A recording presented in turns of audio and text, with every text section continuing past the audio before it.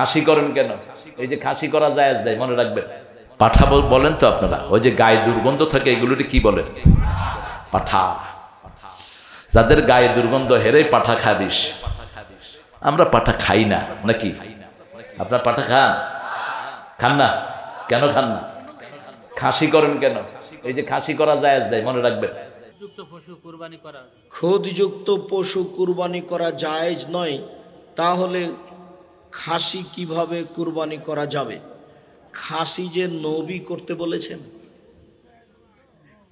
আল্লাহ নবী যেটা কুরবানি করেছিলেন সেটা ছিল খাসি করা।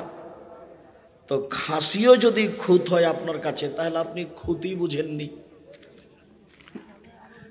না বুঝে অত চিল্লাচিল্লি করলে হবে? আল্লাহ রাসূলের কথাটি আবার শুনে নেন। এক, আমার একটি কথা জানা থাকলে অন্যকে বলো। দুই, বনী ইসরাইলের কাহিনী বলো।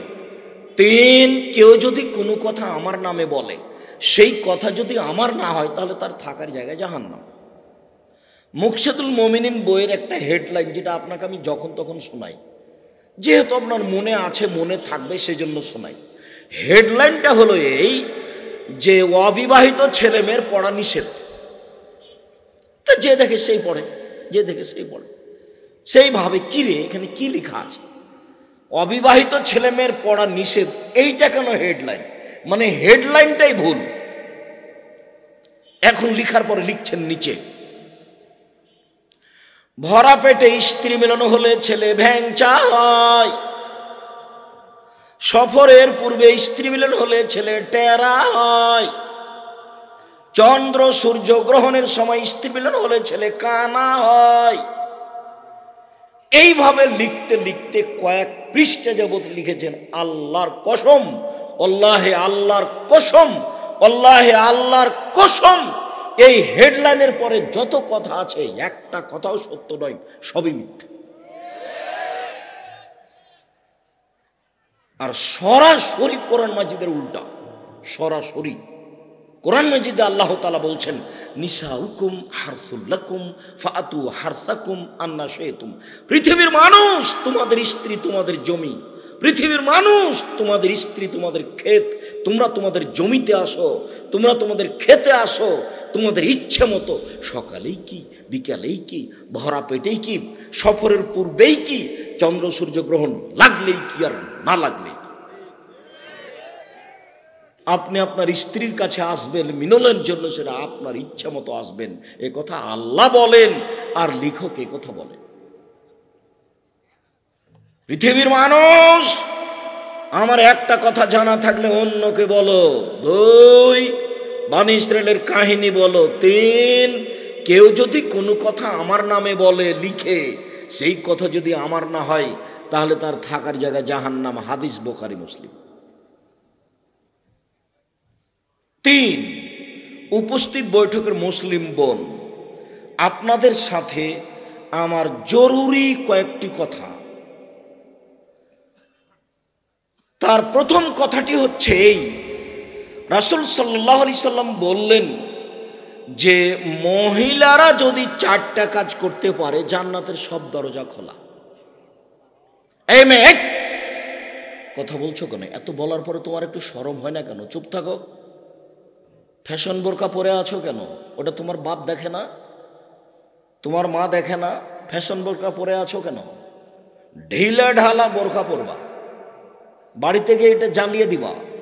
সত্য সত্যই তুমি যদি মুসলমানের মেয়ে হও, আর তোমার যদি লজ্জা থাকে, তাহলে এই বোরকা তুমি আর কোনোদিন গায়ে উঠাবা না, যেটা তুমি এখন গায়ে দিয়ে আছো। এই বোরকা তুমি বাড়িতে গিয়ে খুলে দিবা। ফ্যাশন বোরকা জীবনে কোনোদিন গায়ে উঠাবা না। দেখো, তোমার অঙ্গ প্রত্যঙ্গ দেখে আরেকজন পাপ করুক, এটা তোমার চাওয়া ঠিক নয়। তুমি আরেকজনকে জাহান্নামে দিবা, আর তুমি নিজে জান্নাতে যেতে চাইবে, এটা হয় না। জাহান্নাম মানুষের জন্য বানানো হয়েছে, ওখানে গরু ছাগল যাবে না। জাহান্নামে গরু ছাগল যাবে না, জাহান্নামে শুধু মানুষ যাবে, আর মহিলাই বেশি। হাদিস বুখারী মুসলিম, মহিলাই বেশি। তোমার ফ্যাশন বোরকার কারণে আরো 5 জন জাহান্নামে যাবে, এইটা কেন? খুলনা শহরে, বাগেরহাট শহরে যারা ল্যাংটা হয়ে ঘুরছে, তুমি তাদেরকে দেখে তোমার ইমান হারিয়ে দিও না। শোনো একটা কথা, এইদিকে এই মেয়ে, শোনো, দিনী মুসলিম বোন যারা আপনারা এখানে আছেন, আপনাকে আমি খাটো করে কথা বলতে চাইনি, আপনাকে সম্মান করতে চাই। আপনি শিক্ষিতা মহিলা, আপনি ভদ্র মহিলা, আপনাকে সম্মান করতে চাই, আপনাকে আয়েশার মতো সম্মান করতে চাই, আপনাকে খাদিজার মতো সম্মান করতে চাই। আপনি একটু আল্লাহর কাছে কান্নাকাটি করে মান-ইজ্জত চেয়ে নেন। আপনি আল্লাহকে বলেন, খাদিজাও মহিলা, আমিও মহিলা, আমারও সম্মান বাড়িয়ে দেওয়া হোক। আমি পর্দা করতে চাই, আমি জান্নাত কিনতে চাই। জান্নাত কেনার জন্য যত ব্যবস্থা লাগবে তুমি আমার করে দাও। তুমি তো সর্বশক্তিমান, তুমি করতে পারো। তুমি একটু কান্নাকাটি করে বলো। দিনী মুসলিম বোন, আপনি একটু কান্নাকাটি করে আল্লাহকে বলেন, আপনার মান সম্মান ইজ্জত আপনি আল্লাহর কাছে চেয়ে নেন। আপনি আর 5 জন মেয়েকে দেখে নিরাশা হবেন কেন? দেখেন তো, ইব্রাহিম আলাইহিস সালাম তার স্ত্রী সারাকে নিয়ে এক স্বৈরাচারী শাসকের এলাকায় ঢুকলো। তখন স্বৈরাচারী শাসককে বলা হলো যে আপনার এলাকায় একটা লোক এসেছে, তার নাম ইব্রাহিম, তার সাথে একজন মহিলা রয়েছে, ইয়াসুল নিসাই মিনাল আরব, সে হলো আরব ভূখণ্ডে সবচেয়ে সুন্দরী। তখন স্বৈরাচারী শাসক সারাকে ডেকে পাঠালো। ইব্রাহিম আলাইহিস সালামকে জিজ্ঞাসা করা হলো, আচ্ছা এই যে সুন্দরী মহিলা আপনার সাথে কে? তখন ইব্রাহিম আলাইহিস সালাম বললেন, হে উক্তি, সেটা আমার বোন। সুম্মা রাজা ইলাইহা, তারপর স্ত্রীর কাছে গিয়ে বলছেন, সারা ফালা তুকাযযিবি বিহাদিসি, তুমি আমাকে মিথ্যুক প্রমাণ করো না সারা, আমি কিন্তু বলে দিয়েছি তুমি আমার বোন। তুমি যদি বলো যে ইনি আমার স্বামী, তাহলে আমি কিন্তু মিথ্যুক হয়ে যাব। তুমি আমাকে মিথ্যুক প্রমাণ করো না। আরো মনে রেখো সারা, এই মাটির ওপরে মাত্র 2 জন মুসলমান, আমি আর তুমি। গোটা বিশাল পৃথিবীতে মাটির ওপরে, অথচ কত বড় মানুষ ইব্রাহিম আলাইহিস সালাম, কত বড় মানুষ যার হিসাব নিকাশ করা যায় না। যখন জিবরাইল আমাদের নবীকে নিয়ে গেলেন প্রথম আকাশে নিয়ে গিয়ে আমাদের নবীকে বলছেন, জিবরাইল, আদম হুয়াদম হুয়াবুকা ফাসসালাম আলাইহি, ইনি হচ্ছেন আদম, ইনি আপনার বাপ, আপনি তাকে সালাম দেন। তো আমাদের নবী একটু আগিয়ে গিয়ে বলছেন, আসসালামু আলাইকুম ইয়া আবি, আব্বা আপনাকে সালাম। তখন আদম আলাইহিস সালাম বলছেন, ওয়ালাইকুম আসসালাম ইবনি সালেহ নবিয়্যুস সালেহ, ও আমার সৎ ছেলে, ও সৎ নবী, তোমাকেও সালাম। এবার জিবরাইল আলাইহিস সালাম আমাদের নবীকে নিয়ে গেলেন 7ম আকাশের উপরে। কত তার মর্যাদা! 7ম আকাশের উপরে গিয়ে বলছেন, হুয়া ইব্রাহিম হুয়া আবুকা ফাসসালাম আলাইহি, ইনি হচ্ছেন ইব্রাহিম, ইনি আপনার বাপ। আমাদের নবীকে বলছেন জিবরাইল, ইনি হচ্ছেন ইব্রাহিম, ইনি আপনার বাপ, আপনি তাকে সালাম দেন। মানে আমাদের নবীর বাপ কে? ইব্রাহিম আলাইহিস সালাম। কত সম্মানী মানুষ! আমাদের নবী একটু আগিয়ে গিয়ে বলছেন, আসসালামু আলাইকুম ইয়া আবি, আব্বা আপনাকে সালাম।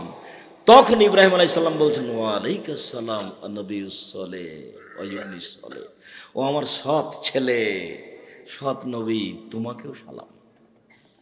পৃথিবীর এত বড় মানুষ বলছেন যে সারা, এই মাটির ওপরে মাত্র 2 জন মুসলমান, আমি আর তুমি। তাহলে আপনি আর 5 জন মহিলাকে দেখে নিরাশা হবেন কেন?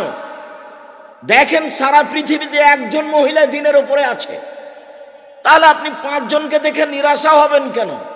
দেখবেন, আর 1 মিনিট থামেন, দেখেন এবার কেমন মহিলা। ফারসালা বিহা ইলাইহি, ইব্রাহিম আলাইহিস সালাম স্ত্রীকে রক্ষা করতে পারলেন না, স্বৈরাচারী শাসকের কাছে পাঠিয়ে দিলেন। ফাকামা ইলাইহা, স্বৈরাচারী শাসকের ঘরে ঢুকতেই ও উঠে সারার দিকে আগিয়ে গেল, তার গায়ে হাত লাগাবে। পৃথিবীতে সবচেয়ে সুন্দরী মহিলা, এ কথা মুহাম্মদ সাল্লাল্লাহু আলাইহি সাল্লাম বলছেন, সারা পৃথিবী জুড়ে যত মহিলা আছে সবার চেয়ে সুন্দরী। বুখারী মুসলিমের হাদিস, এই শব্দে উল্লেখ করা হয়েছে, এত সুন্দরী মহিলা। এখন গায়ে হাত দেওয়ার জন্য আগিয়েছে, তখন সারা বলছেন, থামেন, আগে ওযু হবে, তারপর 2 রাকাত সালাত হবে, তারপরে কোনো কথা। ওযু করার পরে 2 রাকাত সালাত আদায় করে সারা বলছেন, আল্লাহুম্মা হে আল্লাহ ইন কুনতা তাআলাম, তুমি যদি জেনে থাকো আমানতু বিকা ওয়া বিরাসূলিকা, আমি সারা তোমাকে বিশ্বাস করি, আমি সারা তোমার নবী ইব্রাহিমকে নবী বলে বিশ্বাস করি। আমি বলি না ইব্রাহিম আমার স্বামী, আমি তাকে নবী হিসাবে মেনে নিয়েছি। আমি তোমাকে এক অদ্বিতীয় আল্লাহ হিসাবে মেনে নিয়েছি, তোমার নবী ইব্রাহিমকে নবী হিসাবে মেনে নিয়েছি। ওয়া আসান্তু ফারজি ইল্লা জাওজি, আমার জিন্দেগিতে আমার লজ্জা স্থান আমার স্বামী ছাড়া কাউকে কোনোদিন ব্যবহার করতে দিনি। এই তিনটা কথা যদি ঠিক হয়ে থাকে, ফালা তুসল্লি তালায়াল কাফেরা, তাহলে নির্জন ঘরে কাফেরকে আমার উপরে জয় করো না। কথা শেষই হয়নি, স্বৈরাচারী শাসক অজ্ঞান হয়ে পড়ে গেছে। বুখারী মুসলিম। আমার এই তিনটা কথা যদি সত্য হয়ে থাকে, আমার জীবনে আমি কোনোদিন কারোর সাথে জেনা করিনি। তো সারা একজন মহিলা দেখেছেন তার দাবি কেমন? এ আমার গায়ে যত না হাত লাগাতে না পারে, এ আমার গায়ে হাত লাগাবে মানে আমি তোমাকে বিশ্বাস করি, তোমার নবী ইব্রাহিমকে বিশ্বাস করি, আমার জীবনে আমার গায়ে কোনো পুরুষ হাত লাগায়নি, এ আমার গায়ে হাত লাগাবে মানে? যদি আমার কথা তিনটে সত্য হয় তাহলে যেন লাগাতে না পারে, কথাও শেষ, ওর অজ্ঞান হওয়া শেষ। হাদিস বুখারী মুসলিম। উপস্থিত বৈঠকের মুসলিম বোন, আপনার কাছে এটা দাবি রাখি,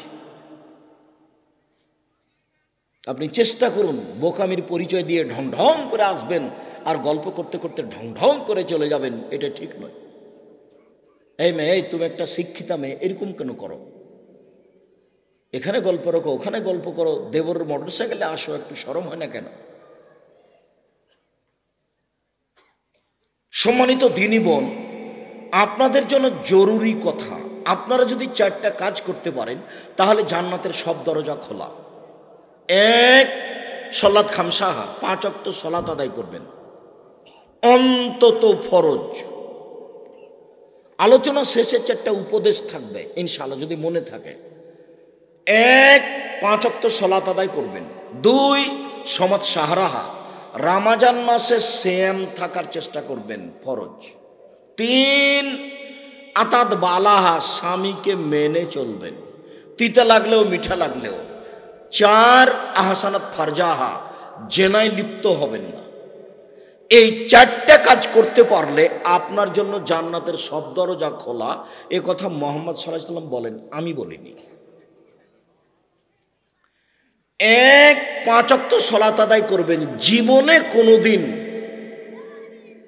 সলাত ছেড়ে দেওয়ার মতো পরিবেশ নিয়ে আসবেন না। এমন কঠোর হবেন সলাতের উপরে, যে কোনো মূল্যে, যে কোনো সময়ে, যে কোনো পরিস্থিতিতে 5 ওয়াক্ত সলাত আদায় করবেন। কতদিন আপনাকে আমি শোনালাম যে আমার মা, আমার নিজের কথা বলছে, আমার মা আমার দাদির কাছে নতুন বউ, একেবারে নতুন বউ। তো তখন তো নতুন বউকে বাড়িতে কাজ করতে হতো, তা আমার মাকে ঘর লেপতে দিয়েছে। লেপা বুঝেন কি? তো লিপতে লিপতে আজান হয়ে গেছে। তখন আমার দাদি বলছেন যে এখন লেপা রেখে দে, হাত ধুয়ে নিয়ে আগে নামাজ পড়ে নে, তারপর লেপিস। তা আমার মা বলেছেন যে আর 2বার হাত ঘোরালেই তো হয়ে যাবে, তো এটুকু করে নিয়েই হাত ধুয়ে সলাত আদায় করি। যেমন এই কথা বলা, আমার দাদি একবারে তাৎক্ষণিক গিয়ে পিঠের উপরে কয়েক কিল। হ্যাঁ, আমি বলছি নামাজ পড়তে, আর তুই বলছিস যে কয়েকবার হাত ঘুরালি হয়ে যাবে, তারপরে হাত ধুয়ে সলাত আদায় করবো, তো তোর সাহস দেখি অনেক। তো আমার মা বলতেন যে আমার শাশুড়িকে আমি কোনোদিন ওই সলাতের সময় হলে 1 মিনিট দেরি করতে দেখিনি। এমনকি ধান শুকাতে দেওয়া হয়েছে, বৃষ্টি চলে এসেছে, আজান হয়ে গেছে, আগে নামাজ পড়তে হবে, তখন আমার দাদি বলতেন যে যার বৃষ্টিতে ভিজছে সেই শুকাবে, আগে নামাজ তারপরে ধান উঠাতে হবে। 5 ওয়াক্ত সলাত আদায় করেন, এইটাকে কোনো সময় ভারী মনে করিয়েন না। মানুষের জীবনে সবচেয়ে গুরুত্বপূর্ণ জরুরি কাজ হলো নামাজ, সলাত। এর চেয়ে মানুষের জীবনে কোনো গুরুত্বপূর্ণ কাজ নেই। মানুষের জীবনে যত কাজ আছে তার সবচেয়ে গুরুত্বপূর্ণ কাজ হলো সলাত। কেননা সব ইবাদত নির্ভর করে সালাতের উপরে, নামাজের উপরে। সৎ ইবাদত একাধিক দিন আব্দুর রাজ্জাক সাহেবের মুখে শুনেছি যে ইবাদতের জগতে সবচেয়ে দামি ইবাদত হলো সিয়াম, রোজা। হ্যাঁ, এই কথা ঠিক। ইবাদতের জগতে সবচেয়ে দামি ইবাদত হলো সিয়াম। এ দিয়ে আল্লাহকে খুব সন্তুষ্ট করা যায়। এর পরেও আপনার রোজা আছে কিন্তু নামাজ নেই, তখন এই রোজাকে আল্লাহ কেটে দিবেন, এই সিয়ামকে আল্লাহ কেটে দিবেন, আপনি নেকি পাবেন না। ইবাদতের জগতে সবচেয়ে শক্তিশালী, ক্ষমতাধর, পাওয়ারফুল ইবাদত হলো দান। দানের চেয়ে ক্ষমতাধর, শক্তিশালী পৃথিবীতে কোনো ইবাদত নেই। সে সিয়াম হোক, সালাত হোক, যেটাই হোক না কেন, এত ক্ষমতা কোনো ইবাদত রাখে না। আল্লাহ খুব রাগান্বিত, আপনাকে জাহান্নামে দিবেন, খালি আপনি দান করলেন, তখন সব রাগ ঠান্ডা, না যাও জান্নাতে যাও। রাসূল সাল্লাল্লাহু আলাইহি ওয়াসাল্লাম এভাবে বলছেন। আপনার মায়ের কবরে শাস্তি হচ্ছে, আপনি দান করলেন, কবরের শাস্তি বন্ধ। দান করলেন এখানে, ক্ষমতা হয়ে গেল ওখানে। অবাক ইবাদত, অবাক। রাসূল সাল্লাল্লাহু আলাইহি সাল্লাম বলছেন, পানি যেমন আগুনকে নিভিয়ে দেয়, দান তেমন মানুষের পাপকে মিটিয়ে দেয়। রাসূল সাল্লাল্লাহু আলাইহি সাল্লাম বলছেন, বিচারের মাঠে যখন বিচার শুরু হয়ে যাবে, তখন যতক্ষণ পর্যন্ত বিচার চলবে, ততক্ষণ পর্যন্ত দানকারী তার দানের ছায়াতলে থাকবে, যতক্ষণ বিচার চলছে। সব সহিহ হাদিস। কত শক্তিশালী ইবাদত হলো দান।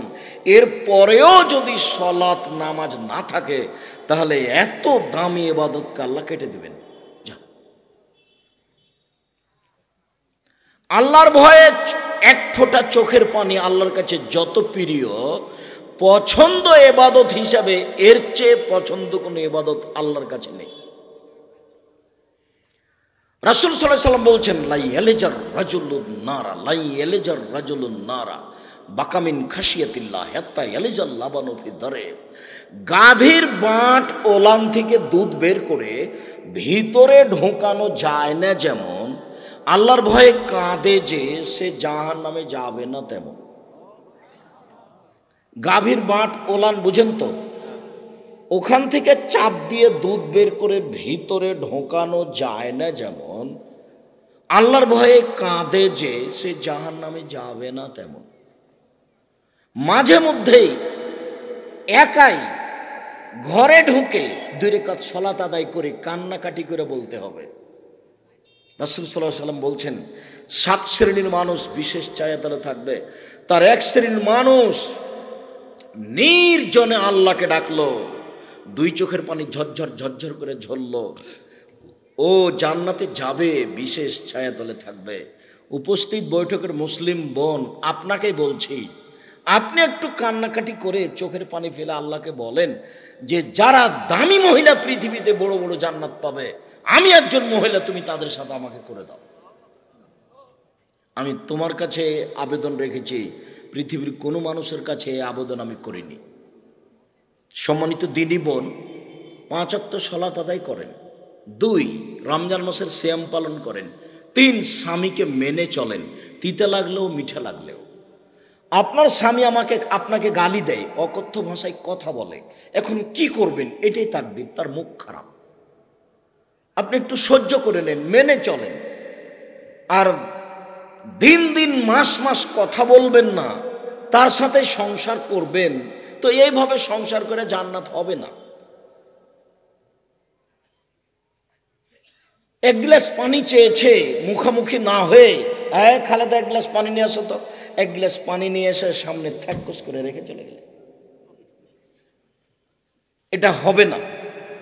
তার মুখ খারাপ, আপনি মেনে নিয়েছেন, তার সাথে সংসার করেছেন, 2-1টা বাচ্চা হয়েছে, আপনি কষ্ট করেন, মনে করেন এটাই তাকদীর, আপনি ধৈর্য ধারণ করেন, স্বামীকে মেনে নেন। আর যদি মনে করেন মানতে পারি না, তাহলে খোলা তালাক করেন, কোনো সমস্যা নেই। স্বামী যত বড়ই দামি হোক, যত বড়ই পরহেজগার হোক না কেন, আপনি নিজ ইচ্ছে তাকে খোলা করে নিতে পারেন, কোনো সমস্যা নেই। কাজীর কাছে গিয়ে বলবেন আমার খোলা করে দেন, আমি মহিলা অমুক, আমার স্বামী, তার সাথে আমি সংসার করিব না, লেনদেন কিছু থাকলে আমি দিয়ে দিলাম। আপনি খোলা পাঠিয়ে দেন, 30 দিন পরে আর একজনের সাথে বিবাহ বসেন। শরীয়ত আপনার জন্য খোলা পথ রেখে দিয়েছে। ঝুলন্ত সংসার করবেন না। স্বামীকে মেনেই চলতে হবে, আমার জরুরি অনুরোধ। পৃথিবীর সকল মহিলাকে জানাচ্ছি, অনুরোধ জানাচ্ছি, এই স্বামীর সাথেই চলেন। তিতা লাগলেও চলেন, মিঠা লাগলেও চলেন। পরিবেশ পরিস্থিতি অনুকূলে নয়। মহিলাও যেমন সতী পাওয়া যায় না, পুরুষও তেমন সতী পাওয়া যায় না। কোথায় যাবেন, কোথায় সংসার হবে, এটা খুবই জটিল। দু একটা বাচ্চা কাচ্চা হয়ে গেছে, আল্লাহর কাছে কান্নাকাটি করে চোখের পানি ফেলে বলেন, আল্লাহ তুমি তার মুখটা একটু ভালো করে দাও, তুমি তো সবই করতে পারো, কেন আমাকে গালি দেয়, কেন আমাকে মারে? আপনি তিতা লাগলেও মিঠা লাগলেও তার সাথে সংসার করেন, জান্নাত হবে। 4, জেনা যদি হয়ে থাকে কোনোদিন, তাহলে তোবা করেন কান্নাকাটি করে। জেনার যে পাপ হয়েছে সেই পাপকে আল্লাহ নেকিতে পূর্ণ করে দিবেন। আর আপনারা যদি আজ থেকে জেনার মতো পাপকে বন্ধ করতে পারেন, তাহলে আল্লাহ আপনার জন্য জান্নাতুল মাওয়া বরাদ্দ করে দিয়েছেন। তিনি বলেছেন, অনাহান নাফসা আনিল হাওয়া ফাইনাল জান্নাতা হিয়াল মাওয়া। পৃথিবীর পুরুষ নারী তোমরা শুনে রাখো, যারা অশ্লীল কাজকে বন্ধ করতে পারবে, আমি আল্লাহ তাদেরকে জান্নাতুল মাওয়া দিয়ে দিলাম। এটা আল্লাহর আদা, এটা আল্লাহর ওয়াদা, এটা আল্লাহর সিদ্ধান্ত। এই সিদ্ধান্ত তিনি পাস করে দিয়েছেন। অনাহান নাফসা আনিল হাওয়া ফাইনাল জান্নাতা হিয়াল মাওয়া। যারা অশ্লীল কাজ থেকে নিজেকে রক্ষা করবে, আমি আল্লাহ তাকে জান্নাতুল মাওয়া দিব। এটা চূড়ান্ত কথা। অতএব দিনী মুসলিম বোন, আজ থেকে তার সাথে মোবাইলে কথা বলা বন্ধ করুন। যে কোনো মূল্যে তার সাথে মোবাইলে কথা বন্ধ করতে হবে, জেনার পথ বন্ধ করতে হবে, যে কোনো মূল্যে বন্ধ করতে হবে, করতেই হবে। আর যখনই আপনি রাত্রে তার সাথে মোবাইলটা খুলে কথা বলতে যাবেন, তৎক্ষণই একবারে লাফ দিয়ে উঠে বলবে, নাউজুবিল্লাহ মিন জালিক, নাউজুবিল্লাহ মিন জালিক। শয়তান তোর মুখে লাথি মারে, আমি তো ওয়াদা করেছি আমি তার সাথে কথা বলবো না, তুই কেন এখানে এসেছিস? তোর মুখে লাথি মারি, তোর মুখে লাথি মারি শয়তান, তুই কেন আমাকে তার সাথে কথা বলতে বলছিস? শয়তান কিন্তু আপনাকে কথা বলতে বলছে। আপনি যে এখানে ওয়াদা করে গেলেন, এখন আপনি এখানে বসে আছেন, আপনি একজন মহিলা মানুষ, ওয়াদা করলেন মনে মনে যে আর আমি তার সাথে কথা বলবো না। এবার রাত্রে যখন শুইতে গেছেন, ঘরে কেউ নেই, মোবাইলটা লক করে রেখেছিলেন, ধীরে হাতটা মোবাইলে চলে গেল, মোবাইলটা নিয়ে অন করে আপনি কথা বলছেন, অথচ ওয়াদা করে গেছেন এখানে। তার মানে আপনাকে কে করতে বলছেন বলেন তো? কে বলছে? শয়তান। যাকে দেখতে পাওয়া যায় ও হলো মানুষ শয়তান, যাকে দেখতে পাওয়া যায় না ও হলো জিন শয়তান, যাকে দেখতে পাওয়া যায় ও হলো মানুষ শয়তান। মেয়েটা এসে বলছে, আর অত পড়াশোনা করছো কেন, চলো যাই একটু ঘুরে আসি, আজকে সিনেমা দেখে আসি। আর একটা মেয়ে এসে বলছে, এ হলো মানুষ শয়তান। আর আপনি পড়তে বসেছিলেন, পড়ছেন সুন্দর, চট করে মনে একটা জেগে গেল যে একটু দেখি তো আজকে ইন্ডিয়াতে কি গান চলছে। এ কে বলেন তো? এ হলো জিন শয়তান। ভিতরে ভিতরে যে জাগাচ্ছে কে? আল্লাহ তাআলা বলছেন, ইউসবিসু ফি সুদুরিন নাস মিনাল জিন্নাতি ওয়ান নাস।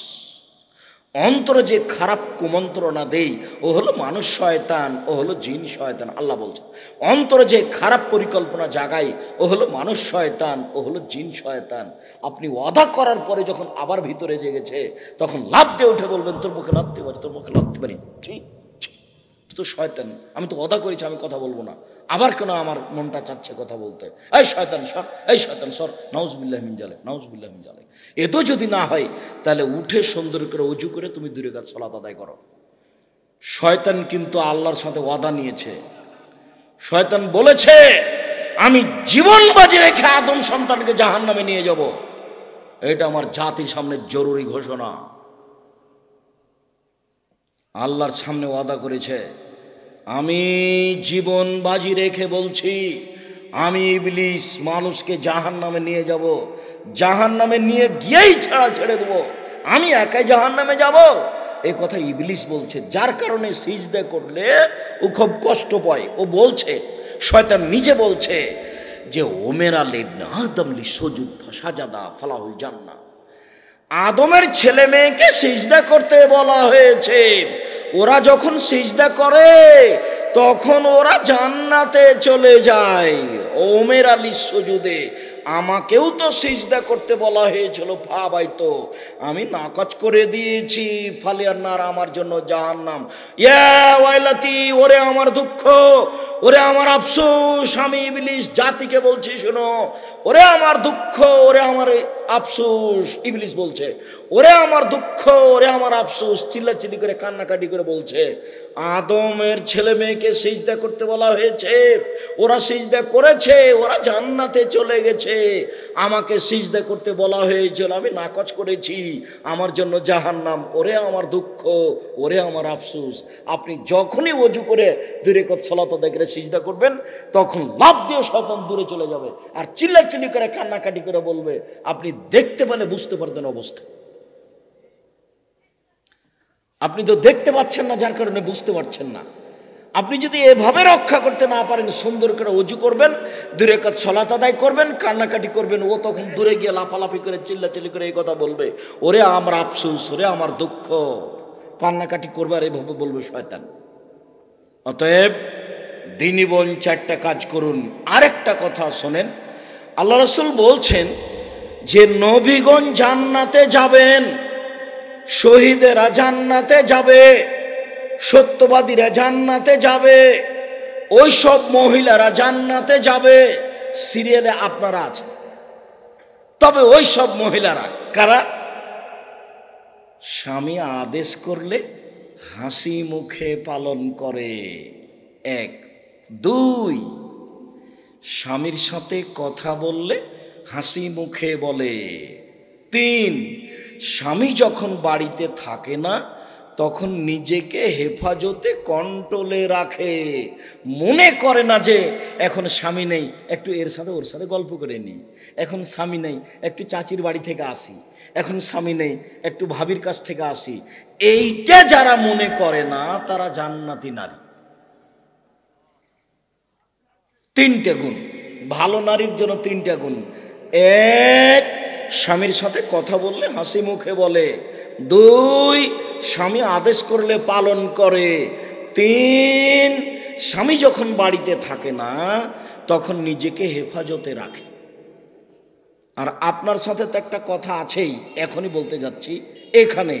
তো আর একটা কথা বলে নি, এই যে স্বামী আদেশ করলে পালন করে, স্ত্রীকে কাজ করতে বলবেন, নিজে নিজে জুতা খুঁজবেন না।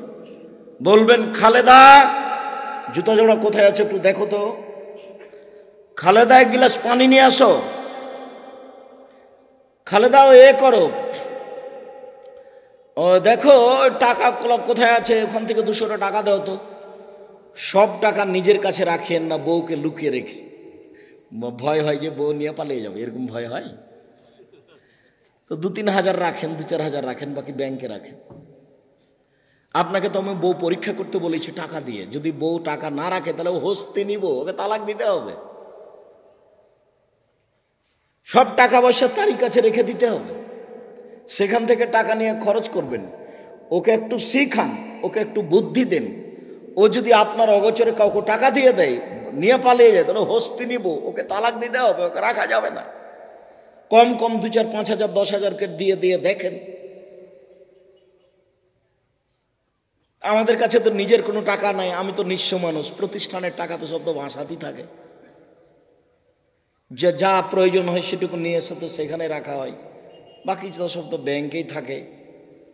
যত 10 টাকা হোক, 20 টাকা হোক, বাড়িতে সেখানেই থাকে। একটু বউকে পরীক্ষা করে দেখেন। সবসময় কাজে বলবেন, আদেশ করবেন। নিজে নিজে যদি পানি নেন, নিজে নিজে যদি জুতা খুঁজেন, তাহলে আপনার স্ত্রী বলবে, আমার উপরে রাগ করেছে সেজন্য তো আমাকে বলে না, আমার উপরে রাগ করেছে সেজন্য তো বলে না। ওর কিন্তু বুদ্ধি কম। জজ হোক আর অফিসার হোক আর দেশ চালাক, সেটা যেই হোক, আল্লাহ রাসূল বলেছেন না না।